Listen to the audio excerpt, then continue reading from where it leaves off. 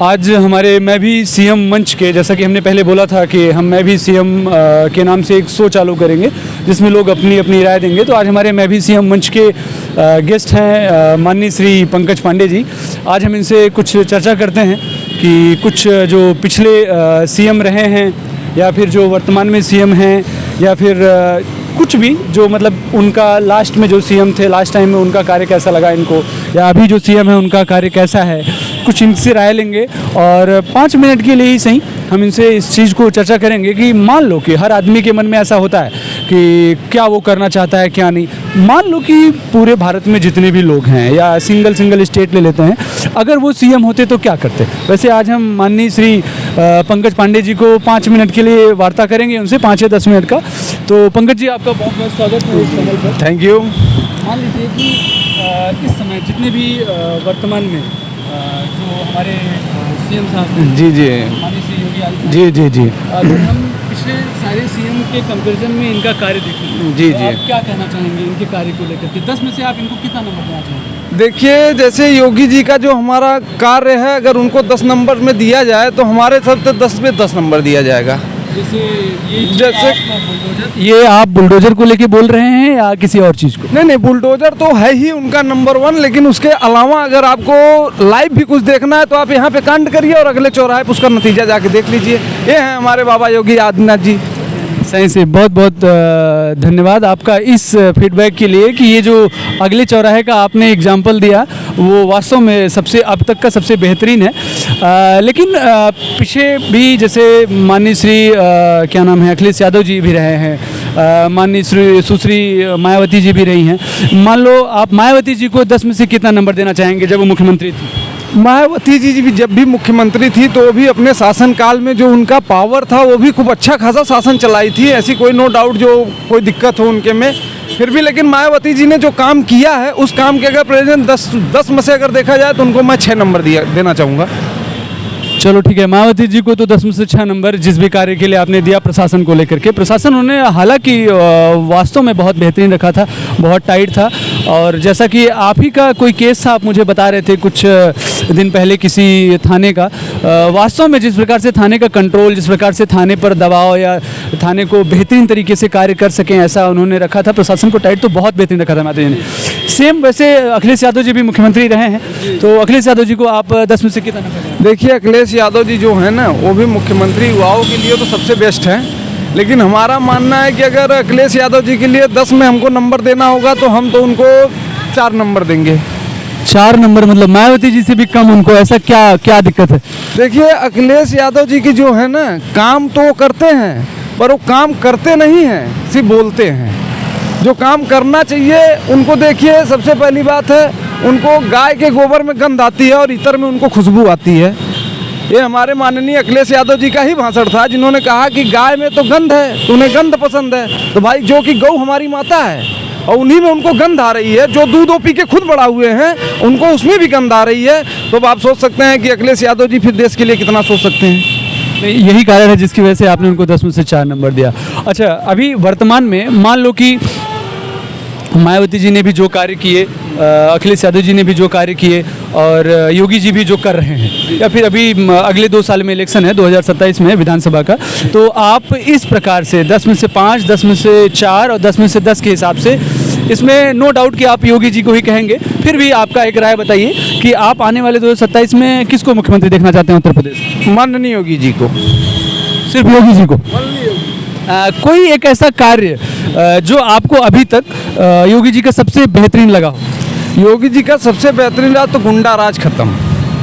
आज ये जो नाइट में आप देख रहे हैं, आप भी इंटरव्यू ले रहे हैं ना, तो योगी जी का ही दिन है। जो इंटरव्यू आप खुले में ले रहे हैं ना, तो योगी जी का ही दिन है। नहीं पता चले कोई कैमरा भी छीन के चला जाएगा।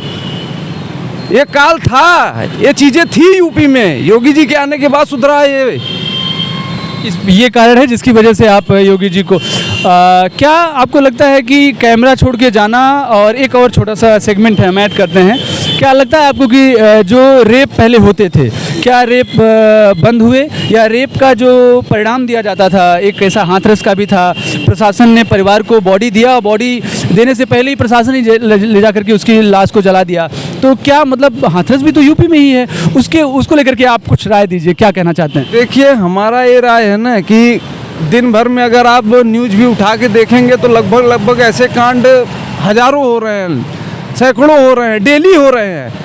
पर हर चीज़ पे सरकार जितनी कोशिश है ना हमारे योगी आदित्यनाथ जी की ना, उसका इलाज तो भरपूर दे रहे हैं। चलिए ठीक है, फिर मेरा आखिरी प्रश्न इस मंच पे, योगी जी ने जो भी किया, देखिए हर व्यक्ति हो या वो व्यक्तित्व हो, 100% तो पहुंचना नेक्स्ट टू इम्पॉसिबल होता है। तो ऐसा कोई कार्य ऐसा आपको लग रहा हो कि मान लो कि कुछ क्षण के लिए या फिर कोई ऐसी राय, अगर आप ही मुख्यमंत्री होते तो ऐसा कोई एक काम मुझे बताइए जो आपको करना चाहिए। ऐसा नहीं है कि आपको कर ही दें, ना मुख्यमंत्री हम हैं ना मुख्यमंत्री आप हैं, हो सकता है आपके जरिए वो बात योगी जी तक पहुंचे। ऐसा कोई एक कार्य बताइए जिसको आप चाहते हो कि मुख्यमंत्री होते तो करते। और वो कार्य क्या होता है कि बचपन से लेकर के जो एज है, कोई ना कोई समस्या आपको दिखी होगी, जड़ से वो सामाजिक रूप का जो सामाजिक समस्याएं हैं वो पूरे उत्तर प्रदेश के लिए खत्म की जा सके। जो आपकी है वो किसी और की भी होगी, तो ऐसी कौन सी समस्या है जो आप अगर मुख्यमंत्री होते तो खत्म कर देते, वो क्या?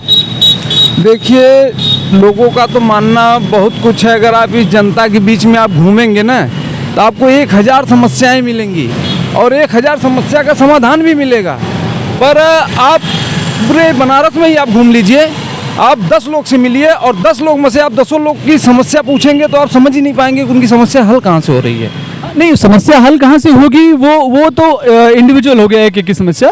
लेकिन प्रश्न मेरा ये है कि आप अगर मुख्यमंत्री होते तो कौन सा ऐसा एक काम करते जो आपको लगता है कि अभी तक किसी मुख्यमंत्री ने, कोई भी काम, मतलब चाहे वो बेरोजगारी पर थोड़ा सा आगे बढ़ना हो, मतलब बेरोजगारी कम करना हो, या फिर उत्तर प्रदेश में नौकरी की तरफ लोगों का झुकाव ज़्यादा है। आप गुजरात निकलिए, गुजरात में नौकरी की तरफ इतना झुकाव नहीं रहता जितना उत्तर प्रदेश और बिहार में रहता है। तो युवाओं को मतलब ऐसा कोई भी काम आप बताइए, मतलब मेरा कंसर्न ये है कि कैसे हम वो कर सकते हैं। देखिए, मेरा मानना है ना कि नौकरी पे झुकाव तो युवाओं का है ही। जैसे हम दूसरे स्टेट जाते हैं काम करने के लिए यूपी से, तो हमारे यूपी में भी होता, ओवरऑल अभी यूपी में काम चल भी रहा है। नोएडा में भी फैक्ट्री सेक्टर है, हर जगह, हमारे कानपुर में है, हर जगह फैक्ट्री सेक्टर है, काम तो चल ही रहा है। लेकिन हमारा मानना है ना कि अपना खुद का रोजगार पे भी अगर ध्यान दिया जाए ना तो सबसे बेस्ट है।